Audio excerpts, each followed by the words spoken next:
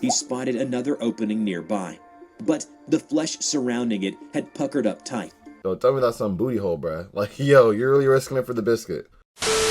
Later, in the void. What's going on, everyone? It's your boy Savvy, and welcome back to The Savvy Show. And in today's episode, it looks like we have an interesting SCP on our hands. Not too sure if it's juicy yet, but it definitely looks interesting. This is SCP-835 Expunged Data Released. So that's legit such a weird title for an SCP from what it looks like, from just the thumbnail alone, all I know so far about it. But, you know, like always, we're going to go balls deep. So with that being said, if you guys are excited for this reaction, and if you guys do enjoy it along the way, please remember to smash that like button and also hit that bell and show some love. It takes less than a second, it'll be much appreciated. And also, let's try to get this video 100 likes. The last video we just hit 100 likes on that one, so yo, that's awesome. Let's get it again for this one if we can. And also remember, hit that bell so you can stay plugged for each and every upload, because like always, YouTube doesn't let you know when I post, so make sure all you guys hit that bell. So without all out the way, without any further ado, let's get this show started.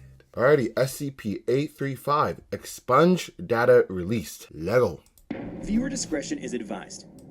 The lieutenant looked around her spacious room, yet she couldn't shake off her newfound sense of claustrophobia. She saw glimpses of melting faces on the wall, wailing at her.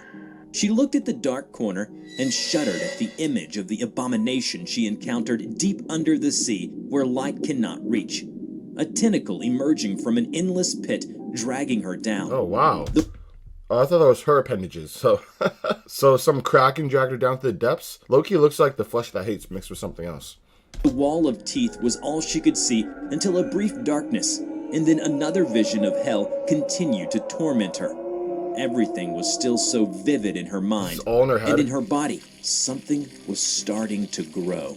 Hello everybody, I'm TheRubber. Bruh, today we bring you a SCP Foundation Peter class object, SCP-835. This one looks dangerous. SCP-835, also known as Expunged Data Released, appears to be a large mass of coral-like polyps. The individual polyps are larger than any known coral species. The central mass is roughly oval-shaped, with a very large polyp at each end. Oh my god, look at those teeth, bro. Like, they're so human-like. It would be a lot. I feel personally, if it was like more jagged or whatever, like the ones right here, it would be kind of scary. But since they look like they're human teeth, like the ones in the back, that just makes it a little bit more creepier. At least for me, personally, because you don't see that in sea creatures and stuff. It is incapable of locomotion and appears to anchor itself with the large tentacles projected from its polyps, which are also used in feeding. The tentacles are extremely strong, as they have proven to be capable of damaging steel plates.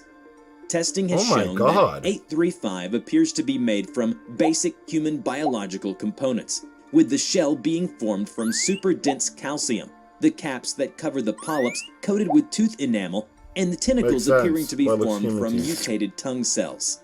What? 835 excrete a large mass of semi-liquid material several times a day from its large polyps on each end. The excretion is made up of semi-digested solids and fecal material. This mass of matter contains a bacterium, 835-I5, which poses major concern for containment due to its role in the reproductive cycle of 835. Any animal or human infected with it will undergo several symptoms, most notably the formation of polyps on the skin and rapid reduction in intelligence. I wonder if they actually, like, the last stage is them being like that polyp underwater. Just completely no human characteristics anymore. You're just that creature or entity or whatever they will call it. What the hell? At the end stage, the infected subject will convert into another instance of 835. Shit, I was right. There is no treatment once infection starts. And MTF Zeta Niner found that out the hard way. Sheesh. A 4-person team was dispatched to investigate 835, with Lieutenant C as the team leader. Sergeants L and M served as support, and Corporal H, a rookie who joined as an observer. They were tethered to a ship on topside with cables so they wouldn't get lost underwater. At first, 835 didn't act in a hostile manner, allowing the team to make contact without incident. A standard underwater remote vehicle, or URV, was sent to collect tissue samples of the object. I honestly don't understand sometimes when they do research on other SCPs why they prefer to use regular agents compared to D classes? That doesn't make any sense to me. I feel like with all these situations, at least the first few tests and trials, you should bring D classes. And then, you know, if it's safe or whatever, then you could bring researchers to search on these SCPs or whatever. So I feel like so many cases, these guys die. And I'm like, why are you risking your life when you have a plethora of D classes ready to go? Legit ready to go. So, I don't know. That's just weird to me. While Lieutenant C and the sergeants proceeded towards what they believed to be the entrance. What they believe. So they don't even know. So I'm assuming this is like one of their first runs. That's blasphemy, bro. Like, that's so idiotic. I don't know why they would do that. Corporal H remained to monitor the URV's progress. While the rest were approaching the opening, Lieutenant C heard the corporal's cry for help coming from the URV's direction. Go figure. They turned around and saw Corporal H's arm was entangled by a tentacle. It was dragging him towards a mouth-like opening on a polyp. Topside tried winching in Corporal H's cable to save him, but it was no match for the tentacle's sheer strength as it began to drag him towards 835's mouth. Eventually, the cable broke, but Lieutenant C managed to grab the corporal's hand. Oh, nice. Inch by inch, she could feel that she was losing the tug of war. Oh God, Lieutenant, it's eating me. I don't want to die. Help me, please. Oh my God. As the mouth opened wider, that is really the tentacle actually that scary. came from within the irregular fleshy wall of teeth tightened around his arm, causing the corporal to break down and scream in pain. It's probably going to break off. Lieutenant C shouted at him to calm down and told him that they would get him out of there. Cut the arm off. Command on topside hastily ordered the team to abort the mission and started to winch the rest of the team back up. What about him? Lieutenant quickly reached for a carabiner and hooked herself with Corporal H. Despite Command's repeated order, she wouldn't let go. Her cable pulled at her, and then she felt a jerk as the cable broke, allowing the tentacle to drag both the corporal and the lieutenant into its mouth. Okay, that's idiotic. That's really fucking stupid. I thought she was going to do something crazy, like try to save him, but you legit just sacrifice yourself along with him. What was the point of that? Legit doesn't even look like there's any attempt to... You can't make this shit up. Her hands clawed against the hard wall of teeth and tried to grab hold of them, but to no avail. The tentacle dragged them past the teeth and let go of them as they arrived at 835's intestines. The muscles contracted around them, moving them down slowly, towards where they have no idea. They couldn't move, not even a single muscle. If it weren't for their hard suits, the compression would have crushed and flattened them into an unrecognizable mess. Oh, damn. It was pitch black Must in have the a lot tube. of pressure then. Holy shit. They could only see each other's faces in the illuminated helmet and hear their own breathing over the gurgling noises. After about 24 hours, they were finally out of 835's intestines and had reached its stomach. There, the gurgling noises were louder, with the occasional crunching sounds.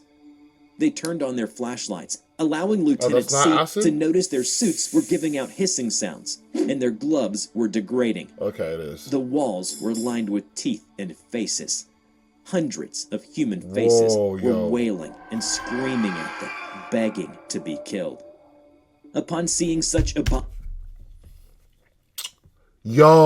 is all the human victims still alive? Because basically this human Polyp or whatever it's called is from calcium from humans. So would they need them to still be somewhat alive to actually be alive itself, the entity to still be alive? Like compared to the souls or the spirits or whatever these faces are, if they all die, would, you know, this SCP not survive? That is wild. Abomination, Lieutenant C briefly lost her composure and started firing at the heads. Actually, Lieutenant. Corporal H shouted at her to calm down and shoved her into an opening nearby. Actually, Lieutenant. Through it, they arrived at another hell.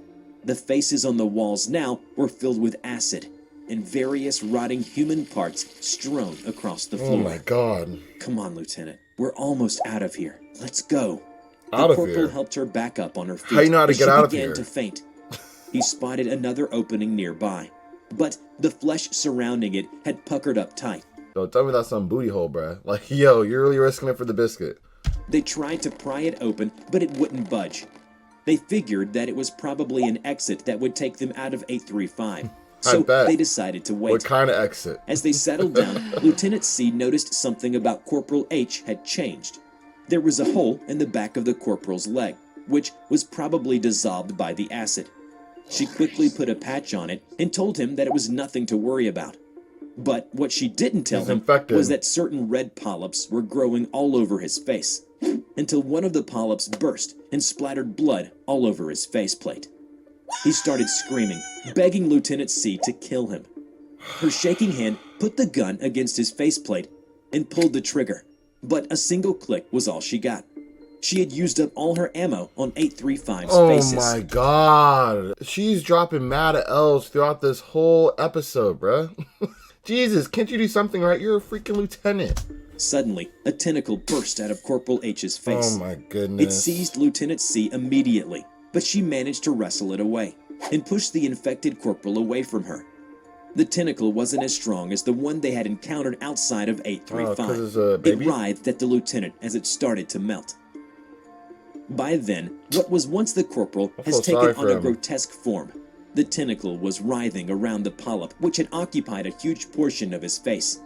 Still, he struggled to maintain his humanity, and his intelligence was declining rapidly. How would this even work, though? Like, if you eat the human, and then if they get infected, they become an instance of SCP-835, right? So, wouldn't that be more problematic because he's already in another instance of SCP-835? Like, unless, like, this entity will poop it out, and then it will become, you know, another instance, and it could, like, do the cycle over again. But, like, this guy's legit in his stomach, you know? So, interesting.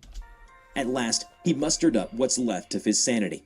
He smiled and said, "I love you." Lieutenant C screamed, and then forcefully ejected out of 835 along with its digested matter. Whoa. So he was in love. I know it doesn't mean anything, but like he was in love with her. Damn. So no wonder like she didn't want to leave him and stuff, and she was doing things like that I thought was just kind of stupid. So it was out of like love. Like that's why like she didn't listen to orders and stayed with him the whole time. Damn, okay, well that hits a little different though. Still stupid, but it hits different. Like I respect that. She was retrieved back to the ship. Wow. But it didn't end there. When she got back, she realized that her suit was breached. Uh-oh. Nobody noticed until she was in her room and saw the polyps started to grow all over her. No. She was infected. Jesus. She locked her room, and in her report, she requested command to leave her and evacuate the ship, abandon it on top of the insertion site, so she can sync with it and be together with Corporal H. He would have liked it that way, she thought. One last act of intimacy. Why not? And went to sleep before she would become another instance of 835, a fate worse than death.